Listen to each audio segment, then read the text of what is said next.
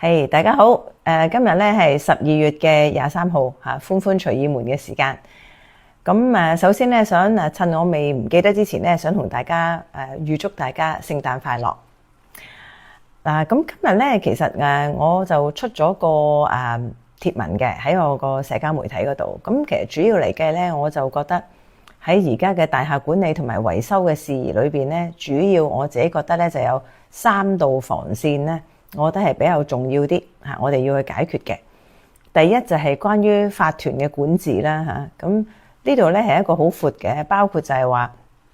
法團啦究竟我哋有冇制衡咧點樣有一啲我哋所謂嘅叫做 checks and balance 咧？咁其實係一定要嘅。咁以往咧我自己覺得咧好多時候咧法團除咗話冇人做之外咧，如果揾到人做嘅時候咧，基本上有一啲法團咧就好多市民都覺得有時係冇王管啦，係咪？咁呢一個制衡，我覺得係重要嘅。第二咧就係匯報啦法團嘅工作究竟係咪應該要匯報咧點樣去到衡量究竟一個法團係做得好定唔好咧？咁另外咧喺法團嘅管治裏邊，其中一個環好重要嘅咧就係好多朋友最近留言都有同我講過，就係關於嗰個授權票啦proxy。咁而第二道防線咧，我覺得就係有關工程嘅制定究竟喺一個維修嘅方案裏邊，點樣制定咩為之要維修，咩唔使咧？幾時要維修一次咧？咁如果真係要做一啲工程嘅時候，其實點樣先可以做到有效嘅監督咧？咁呢個係第二個防線。而第三個防線咧，我自己覺得都係好重要嘅就係今次喺黃福苑或者喺香港其他嘅維修工程咧。就係關於嗰啲圍標咁我自己覺得主要係呢3道啦咁如果呢3道裏邊能夠擊破嘅時候咧，即係都其實對於成個大廈管理同埋維修咧，都係會走進一大步。咁所以咧，我嚟緊我都會就呢一啲嘅即係呢3樣嘢咧，呢3個方面咧，同大家可能分享一下。我見大家嘅留言咧，好多都係問呢一樣嘢嘅。嗱，首先我想講下咧，就係究竟講圍標先啦咁喺香港嚟計咧，其實我哋主力咧我哋好多時候一有圍標咧，大家見到咧做最多嘢嘅咧就係廉政公署嘅。咁嗱，廉政公署咧，其實佢係喺防止賄賂條例裏邊，點解佢哋會出手咧？好多時候就係因為有行賄或者受賄啦大家見到咧嗰啲圍標集團咧，可能就會去行賄嗰啲譬如管理公司或者法團嘅相關人士咁樣，或者係嗰啲顧問公司啦咁所以咧就好多時候我哋見到咧係 ICAC 出手嘅。咁但係喺香港嚟計咧，我哋都仲有另一個即係組織咧，理論上係應該要多啲參與去到打擊圍標嘅。咁嗰個應該咧就係競委會啦。嗱，咁我睇翻咧，其實香港我知道好多次嘅可能一啲大廈管理嘅圍標事宜咧，廉政公署咧都有夥拍，可能競委會，不過可能廉政公署係比較主動一啲。咁但係大家要明白咧，其實競委會同埋廉政公署咧，佢哋睇嘅嘢係唔同嘅。譬如競委會嚟計咧，最主要佢會去根據佢哋嗰個競爭條例咧，佢哋會睇下究竟會唔會有啲人係違反咗個條例底下。譬如佢哋係合謀定價，或者佢哋圍標等等嗱，其實理論上咧都係違反咗有關嘅即係競爭法嘅。咁所以咧就我自己覺得咧，如果喺香港嚟計咧，你問我應該要出力多啲嘅咧，理論上就係競委會嘅，因為競委會喺個法例裏邊咧賦予佢哋一啲好大嘅調查嘅權力。咁我又覺得唔需要淨係靠晒 ICAC， 因為 ICAC 其實佢哋嗰個點講咧，佢哋要去到做嘅嘢確實係真係太多啦。咁我好多時候覺得一有事嘅時候咧，我哋都係傾向咗將個力量咧嗰個壓力放晒喺 ICAC。咁我又覺得競委會可唔可以究竟嗰個角色可以明確一啲咧？咁點解我咁樣講咧？其實嗱，最近咧我睇翻咧其實喺其他嘅地方咧都有圍標嘅情況出現嘅。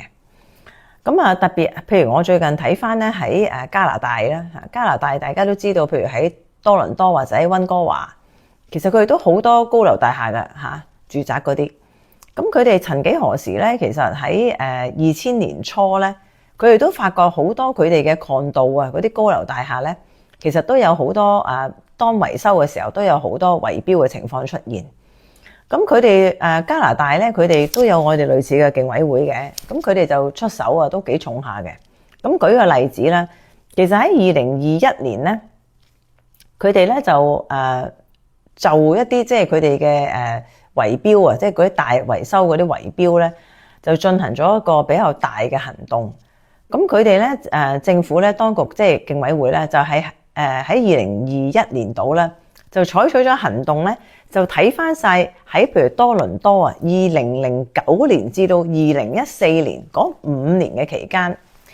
大概咧就有140座大廈啦，佢哋睇咗，中間咧係涉及咗127個嗰啲叫維修項目嘅。咁當時佢哋嘅競委會咧就向法庭申請咧，就係攞翻一啲呢啲咁嘅招標文件，同埋一啲可能啲會議記錄啊等等，就睇翻晒咧呢127項工程裏邊咧，佢哋嗰啲譬如承建商啊，佢哋點樣去到即係佢哋嗰個操作係點啊，嗰啲關係係點啊咁。哇！咁結果咧佢哋就睇翻咁多年啊嗰啲即係咁多等大廈嗰啲工程。結果咧就俾佢哋拉咗咧4間公司啦，同埋有3個即係主事嘅人啦。咁呢單嘢應該都如果我冇記錯都仲係審緊嘅。咁大家你可以見到咧，佢哋嘅競委會咧就幾大力度，就去抄翻以前嗰啲啊，即係譬如一段好長嘅時間裏邊嘅一啲工程，睇下佢哋嗰啲咧譬如可能落標嘅 pattern 啊、批標嘅 pattern 啊咁樣。咁你見到咧，其實呢一個係一個好大嘅即係工程啦，係嘛？即係要做嘅嘢，但係做得有冇成效或者有冇阻嚇力咧？咁當然係有嘅。咁除咗喺多倫多咧，其實喺溫哥華咧，其實都試過類似嘅情況嘅。佢哋嘅即係加拿大嗰個競委會咧，都係攞翻好多咧一啲我哋叫合同啊出嚟咧，係睇翻有冇一啲圍標嘅情況。而且佢哋咧好多時候咧就可能係靠好多嘅電腦去到分析啦嚇，咁所以我都希望咧，其實我哋嘅競委會咧都唔知可唔可以靠一啲我哋而家現今嘅科技，其實只要你攞翻好多嘅資料咧，去到分析一下咧，你問我係咪咁難去到洞悉一啲即係圍標咧咁？嗱，而家我哋好多時候喺坊間咧。就當然啦，我哋係靠好多業主，佢哋可能係舉報啦，係咪？咁但係好多時候咧，呢啲如果我哋唔透過一個有系統嘅方案、一個機制咧，去到調查嘅話咧，往往係好難嘅嚇。咁所以我希望咧呢方面咧，競委會佢哋有資源啦嚇，應該可以做好啲。因為我見到咧喺加拿大咧，其實佢哋點解會就呢個圍標啊、維修嘅圍標裏邊咁着緊咧？因為佢哋認為。呢啲係一啲刑事嘅罪行啦，當然係咪啊？如果佢哋圍標嘅話，呢啲圍標咧，其實佢哋當時咧嗰個講法咧就係話係會對嗰個市場啊有一個非常之即係壞嘅影響嘅嚇。咁加上喺香港大家都知咧，好多市民留言俾我嘅時候都話：喂，圍標圍標做咗最少20幾年，其實唔止20幾年嘅。我記得我30年前幫一啲法團工作嘅時候咧，義務工作咧。其實當時都已經有圍標㗎啦，咁其實呢樣嘢講緊20-30年，咁點解競委會喺咁多年嚟，佢有冇試過去到用啲力去到睇返？譬如唔好多啊，過去10年嗰啲，其實應該都可以睇到好多嘢㗎喎，有冇做到一啲基本嘅分析咧？咁嗱，呢個第一樣嘢咧就係圍標啦。咁我希望即係未來嘅一段短嘅時間，我希望能夠唔係除咗廉政公署佢哋好努力之外，去到睇行賄啊、受賄啊，咁呢個係一方面啫。但係競委會對於佢嚟計，應該要做翻自己一啲工作先得。我期望我係會睇到競委會咧，要出嚟要俾一啲嘅承諾，同埋咧要講下佢哋嚟緊嘅工作會係點樣。嗱，第二樣嘢咧就係有好多市民咧亦都講咧，就係話，喂，而家咧基本上佢哋懷疑好多大維修都可以停噶咯喎，點解要做大維修咧？其實係咪？係咪真係咁有必要咧？咁嗱，大家都知咧喺香港咧，當好多大廈咧收到呢啲強制嘅驗樓令嘅時候咧，啲業主咧就可能透過顧問公司咧，可能要做一啲報告，就睇下究竟等大廈咧有啲咩嘢係需要維修嘅咁樣。咁好多時候咧，業主就點講咧？即係當然係而家就唔相信嗰啲顧問公司啦，係咪？咁啊，亦都有時會覺得，喂，你覺得要整嘅嘢，我覺得唔使整喎，係咪？同埋有時咧，有啲嘅顧問公司咧，亦都喺嗰個檢測嘅時候咧，即係覺得好似好好兒戲啊，俾啲業主覺得。咁嗱，香港喺呢一方面咧，我自己覺得係做得唔夠嘅嚇，唔夠專業可以咁講。咁睇翻咧，其實喺其他嘅地方咧，佢哋當佢去到睇呢個大廈，譬如要做啲咩嘅時候咧，其實佢哋都係相當之專業嘅。嗱，我舉個例子啊嚇，譬如喺溫哥華嚇 BC 省咧，加拿大，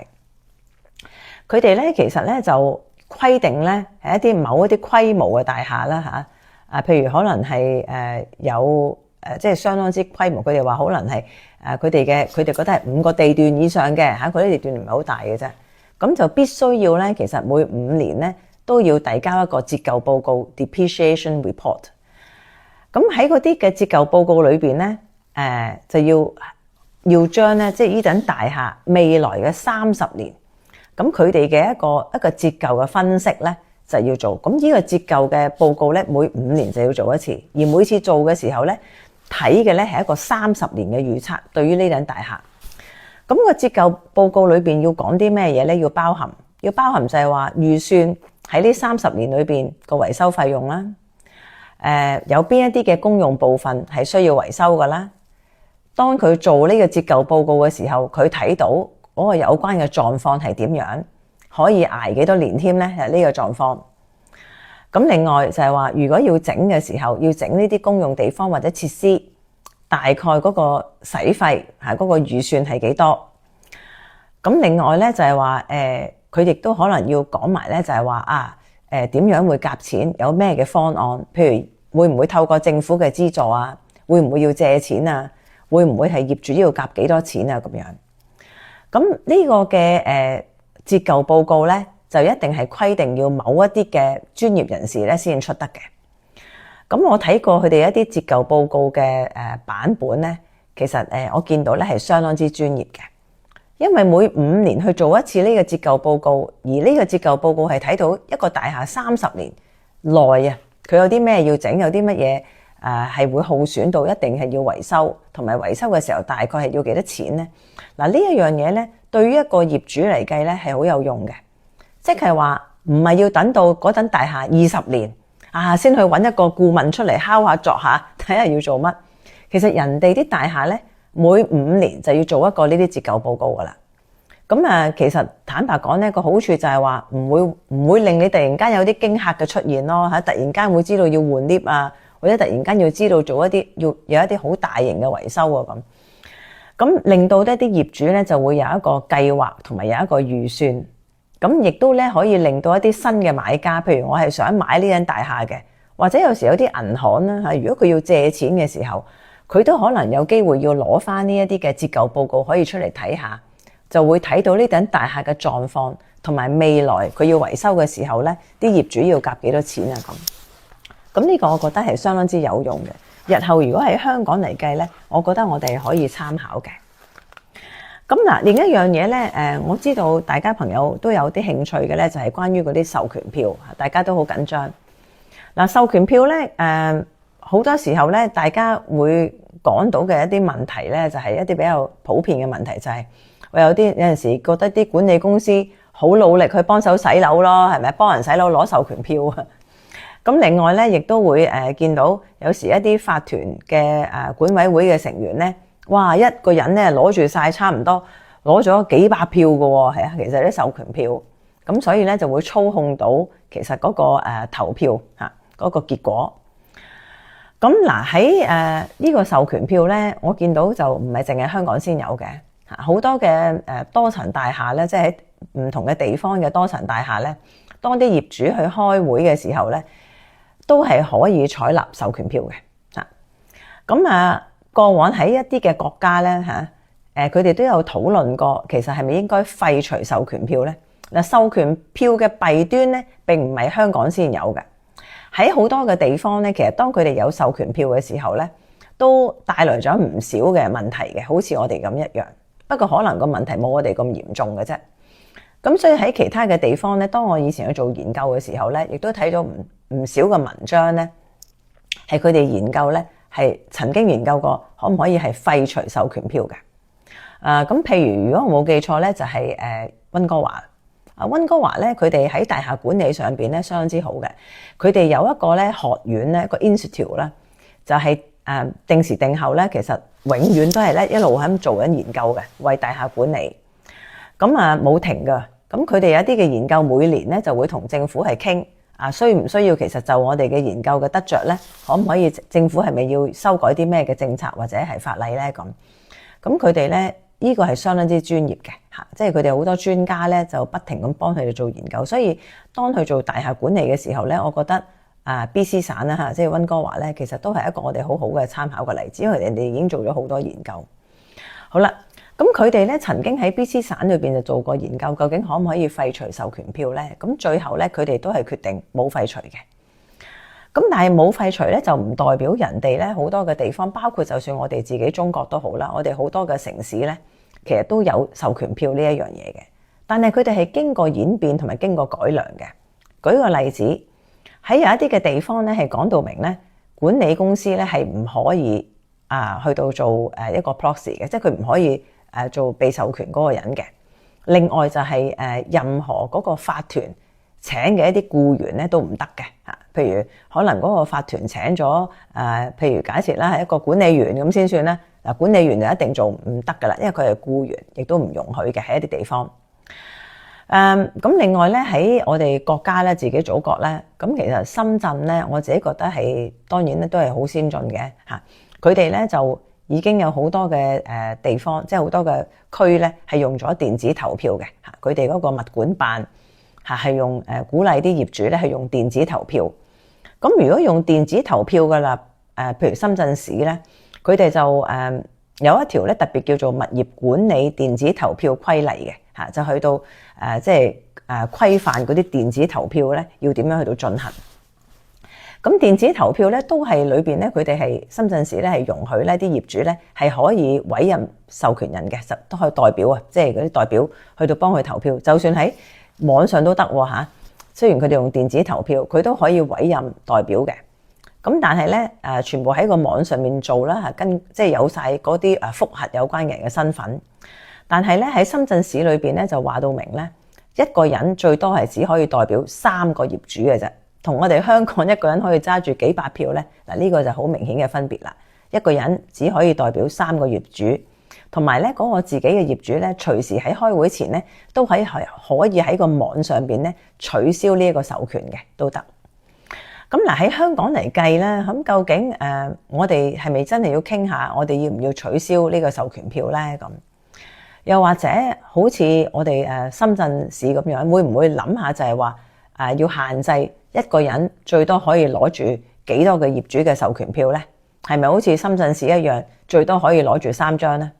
係令到如果啲人真係想靠授權票裏邊嚟到做手腳嘅話，佢都要揾好多人去到做呢啲被授權人先得㗎喎，係咪？即係加強嗰套嘅難度先得嘅，加重嘅難度。咁另外我亦都成日都要